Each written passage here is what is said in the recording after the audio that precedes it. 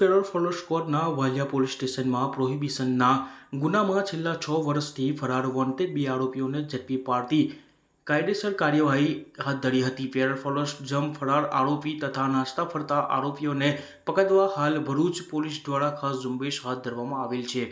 જે અનુસંધાને police inspector A.K. જાડેજાના માર્ગદર્શન હેઠળ ભરૂચ પેરોલ ફોલો સ્કોડની ટીમના માણસો જિલ્લાના બનેલ ગુનાઓના નાસ્તા ફરતા આરોપીઓને પકડવા માટે કામગીરી કરતા હ્યુમન સર્વેલન્સ અને ટેકનિકલ સર્વેલન્સના આધારે માહિતી મળી હતી કે વાલિયા પોલીસ સ્ટેશનના પ્રોહિબિશનના ગુનામાં આરોપી જોરસંગભાઈ વરસિંગભાઈ ખડા રહે રાતીગાર તાજી દાહોદ તેમજ મહેમૂદ મિયા ઉર્ફે ભુરાભાઈ ગુલામભાઈ નબી શેખ રહેવાસી મહેમદાબાદ ત્રાખેજ દરવાજા પાસે તા મહેમદાબાદ જી ખેડા તેઓના રહેઠાણ જગ્યા પર હાજર છે।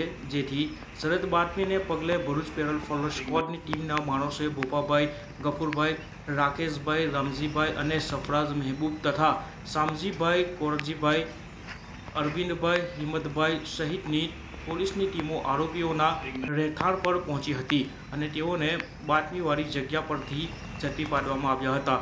ઝડપાયેલા બંને ઇસમોને આગળની કાર્યવાહી અર્થે વાલિયા પોલીસ સ્ટેશનને સોંપવામાં આવ્યા હતા।